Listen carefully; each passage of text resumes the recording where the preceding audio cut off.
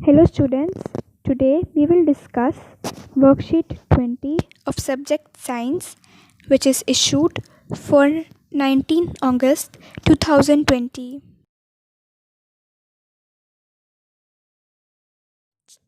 चलो बच्चों देखते हैं कि आज ज्ञान और जिज्ञासा के बीच में क्या डिस्कशन हो रहा है। यहाँ पर ज्ञान अपनी बहन जिज्ञासा से पूछता है, जिज्ञासा दीदी, we know that the cell is the basic fundamental unit of life. But what are life processes and how does a cell perform them? यहाँ पर ज्ञान अपनी बहन जिज्ञासा से पूछता है कि हम ये तो जान गए हैं कि सेल लाइफ की बेसिक फंडामेंटल यूनिट है, पर लाइफ प्रोसेसेस होते क्या हैं और इन सब को सेल कैसे परफॉर्म करता है। जिज्ञासा ज्ञान को बताती है, ज्ञान, as you know that all living organisms possess special traits like they grow, excrete, need food, inhale, exhale, etc. All these necessary activities are known as life processes. जिज्ञासा ज्ञान को बता रही है कि ये हम सब जानते हैं कि सभी लिविंग ऑर्गेनिज्म कुछ स्पेशल एक्टिविटीज़ करते हैं, जैसे कि हम बढ़ते हैं, हम ग्रो करते हैं, एक्सक्रिएट करते हैं, हम लोग को खाना चाहिए होता है जब हमें भूख लगती है, हम लोग इनहेल और एक्सहेल भी करते हैं, रेस्पिरेशन भी करते हैं। इन सभी एक्टिविटीज़ को हम लोग लाइफ प्रोसेसेस कहते हैं। These are performed in every living cell by exchange of necessary substances.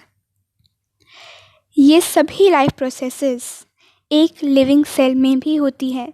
सभी लिविंग सेल ये लाइफ प्रोसेसेस करता है, उनमें चीज़ों का एक्सचेंज होता है, जैसे कि हमें ऑक्सीजन, जिस सेल को ऑक्सीजन चाहिए तो O2 जो होता है वो सेल के अंदर जाता है, और जो सेल के अंदर CO2 होता है, मतलब कार्बन डाइऑक्साइड होता है, वो सेल के बाहर आता है।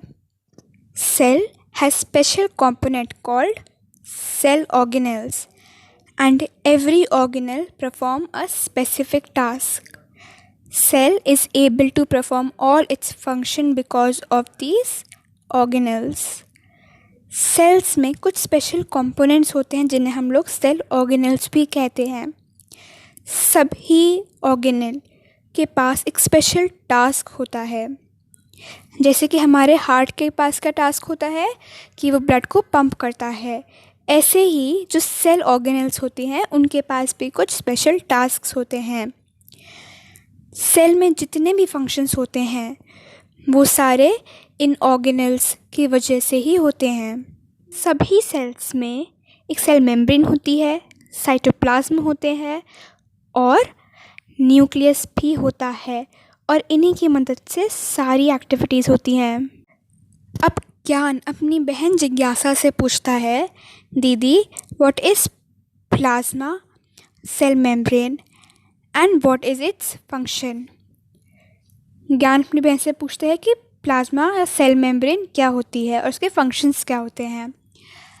आपको मैं एक बात बताना चाहती हूँ कि प्लाज्मा मेम्ब्रेन और सेल मेम्ब्रेन दोनों सेम चीज़ होती हैं। अब जिज्ञासा ज्ञान को बताती है, Gyan, this is the outer most covering of the cell. वो क्या बताती है कि plasma membrane outer most covering होती है सेल की। The plasma membrane allows the entry and exit of some necessary material in and out of the cell.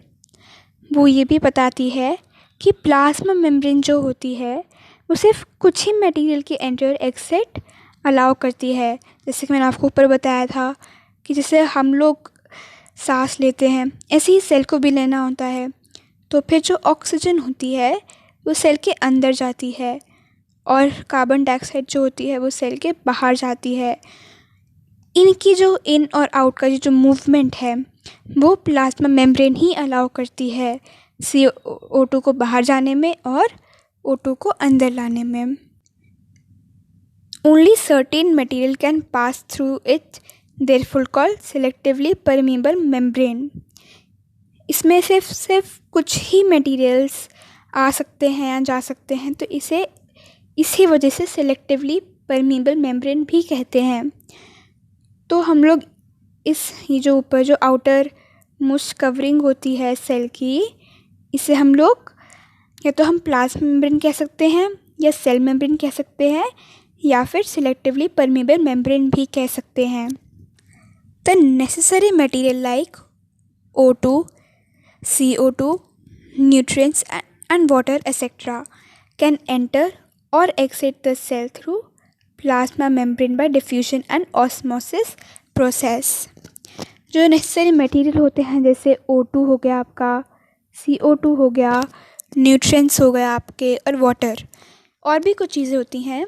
सिर्फ वही चीज़ें जो इम्पॉर्टेंट होती हैं वो ही सेल के अंदर आ सकती हैं या सेल के बाहर जा सकती हैं। प्लाज्मा मेम्ब्रेन ही अलाउ करती है कि कौन सा मटेरियल अंदर आएगा या क्या कौन सा मटेरियल बाहर जाएगा। और एक कौन से प्रोसेस से होता है, डिफ्यूजन और ऑस्मोसिस प्रोसेसेस से होता है ये। Movement of substances from high concentration to low concentration is called diffusion. जब सब्सटेंसेस का एक्सचेंज होता है हाई कॉन्सेंट्रेशन से लो कॉन्सेंट्रेशन पर, तब उसे हम लोग क्या कहते हैं, डिफ्यूजन कहते हैं। Movement of water from high concentration to low concentration is called osmosis. जब पानी का मूवमेंट हाई कॉन्सेंट्रेशन से लो कॉन्सेंट्रेशन पर होता है तब हम उसे ऑस्मोसिस कहते हैं। अब हम लोगों ने डिफ्यूजन और ऑस्मोसिस प्रोसेस के बारे में जान लिया है, लेकिन इन दोनों चीज़ों में हमेशा कन्फ्यूजन होता है। ये बात हमें हमेशा याद रखनी है कि डिफ्यूजन सब्सटेंसेस के मूवमेंट को कहते हैं। जब सब्सटेंसेस का मूवमेंट होता है तब डिफ्यूजन होता है, लेकिन जब वाटर का मूवमेंट होता है सेल के अंदर या बाहर तब ऑस्मोसिस होता है। अब हम आगे बढ़ते हैं। On the basis of concentration of water solution is of 3 types. एक होता है हाइपोटोनिक सॉल्यूशन, आइसोटोनिक सॉल्यूशन और हाइपरटोनिक सॉल्यूशन। अब हम इनकी डिफरेंसेस को जानते हैं। सबसे पहले hypotonic solution that have more water than cell, the cell swells up. जब सेल के बाहर जब ज़्यादा पानी होता है, तो क्या होगा कि बहुत सारा पानी अंदर जाएगा सेल के, है ना। तो उस वजह से सेल स्वेल अप हो जाता है। इसको हाइपोटोनिक सॉल्यूशन कहते हैं। अगला है isotonic solution. The concentration of water in solution and cell is same. Isotonic solution में क्या होता है कि जितना पानी सेल के बाहर होता है, जितना भी पानी सेल के बाहर होगा उतना ही पानी सेल के अंदर भी होगा। इस वजह से सेल की शेप में कोई चेंज नहीं आता है। हाइपोटोनिक सॉल्यूशन में क्या होता है कि जो बाहर होता है सेल के पानी वो बहुत ज़्यादा होता है और सेल के अंदर जो पानी होता है वो कम होता है। तो उससे क्या होता है कि बहुत सारा पानी सेल के अंदर जाता है, जो क्या कॉज करता है, सेल स्वेल अप हो जाता है। इसको हम एंडोऑस्मोसिस भी कहते हैं। और इससे क्या होता है एंडोऑस्मोसिस से कि जो सेल का साइज़ होता है वो बड़ा हो जाता है। लेकिन आइसोटोनिक सॉल्यूशन में पानी का कॉन्सेंट्रेशन जितना बाहर है उतना ही अंदर होता है, तो इसीलिए उसका साइज़ सेम होता है और शेप में कोई चेंज नहीं होता। अब हमारा आखिरी टाइप है hypertonic solution that have less water than cell. अब इसमें क्या होता है कि सेल के अंदर ज़्यादा पानी होता है, लेकिन सेल के बाहर जो सॉल्यूशन उसमें पानी का कॉन्सेंट्रेशन बहुत कम होता है। तो इस वजह से क्या होता है कि सेल का पानी बाहर जाता है। जब हमने पढ़ाई है कि ऑस्मोसिस में क्या होता है, high concentration to low concentration पानी जाता है। तो अब सेल के अंदर ज़्यादा पानी है और बाहर जो वाटर कॉन्सेंट्रेशन है वो कम है, तो जितना भी पानी होता है सेल में वो बाहर चला जाता है। इस वजह से क्या होता है, सेल श्रिंक कर जाता है। इसको हम एक्सोऑस्मोसिस कहते हैं। तो जो सेल का साइज़ होता है वो छोटा हो जाता है। हाइपोटोनिक सॉल्यूशन में क्या होता है कि सॉल्यूशन जो सेल के बाहर है वो ज़्यादा होता है, उसका कॉन्सेंट्रेशन ज़्यादा होता है, लेकिन सेल में कम होता है। तो इससे क्या होता है कि ज़्यादा पानी अंदर आता है ऑस्मोसिस के थ्रू, और सेल क्या होता है, स्वेल अप हो जाता है, सेल का साइज़ बड़ा हो जाता है। सेल में एडिशनली सेल वॉल भी होती है। प्लांट सेल में प्लाज्मा मेम्ब्रेन तो होती है, प्लाज्मा मेम्ब्रेन सभी सेल्स में होती है, लेकिन प्लांट सेल में सेल वॉल भी होती है तो उसे रिजिडिटी देती है, इस वजह से वो हार्ड होता है। तो जब प्लांट सेल में ऑस्मोसिस होता है, जब उसमें हाइपरटोनिक सॉल्यूशन जब होता है और एक्सोऑस्मोसिस जब होता है, तब क्या होता है कि ये तो हम जानते ही हैं कि सेल छोटा हो जाता है, श्रिंक हो जाता है वो। तो वो सेल वॉल से जो सेल होता है प्लाज्मा मेम्ब्रेन के साथ, वो सेल वॉल से दूर जाता है।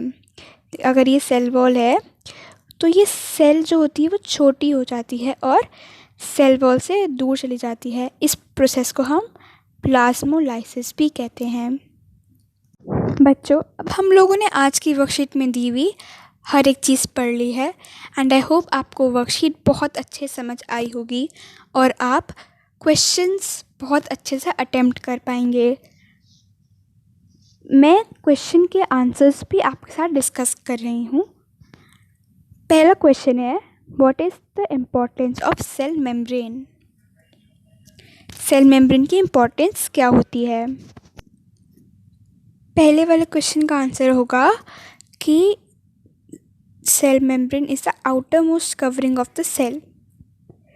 जैसे हमारी बॉडी में स्किन होती है आउटर मोस्ट कवरिंग, ऐसे ही सेल में सेल मेम्ब्रेन होती है। अगर हमारे पर स्किन नहीं होगी तो क्या होगा कि कोई ऑर्गन कहीं होगा, कोई ऑर्गन कहीं होगा। तो इस वजह से एक सेल में सेल मेम्ब्रेन होती है ताकि सभी ऑर्गेनल्स उसमें बाउंडेड रहे। तो सेल मेम्ब्रेन जो होती है वो आउटर मोस्ट कवरिंग होती है और cell membrane allows the entry and exit of some necessary material in and out of the cell. अब सेकेंड क्वेश्चन है, explain plasmolysis with a diagram. तो इसमें क्या है प्लाज्मोलाइसिस कि when plant cell loses water through osmosis, the cell content gets shrinked away from the cell wall along with plasma membrane. This phenomena is known as plasmolysis.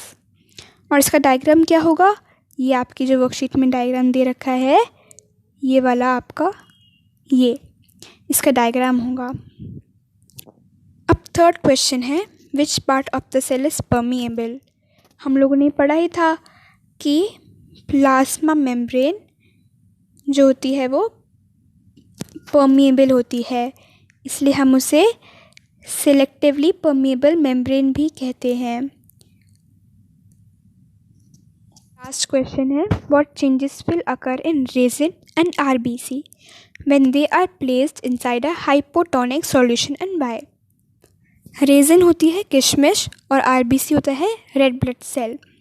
तो आपसे ये पूछा गया है कि जब हम लोग किशमिश को या फिर रेड ब्लड सेल को एक हाइपोटोनिक सॉल्यूशन में रखेंगे तब उसमें क्या चेंज होगा और क्यों। हम लोगों ने पढ़ाई था हाइपोटोनिक सॉल्यूशन क्या होता है, जब सेल के बाहर पानी का कॉन्सेंट्रेशन ज़्यादा होता है और सेल के अंदर कम होता है, तब ऑस्मोसिस की वजह से बाहर वाला पानी क्या होगा, अंदर आएगा एंडोऑस्मोसिस की वजह से, और जो सेल होगा वो स्वेल अप हो जाएगा और सेल का साइज़ बड़ा हो जाएगा। इसका आंसर क्या होगा कि when resin and RBC will be kept in a hypotonic solution, then they will swell up and the size will increase due to endoosmosis. Thanks for watching. आप इस वीडियो को अपने फ्रेंड्स के साथ शेयर करना, मेरे चैनल को subscribe करना और बेल आइकन को भी हिट कर देना ताकि आपको पता चल सके कि मैंने अपना नेक्स्ट वीडियो कब पोस्ट करा। Thank you.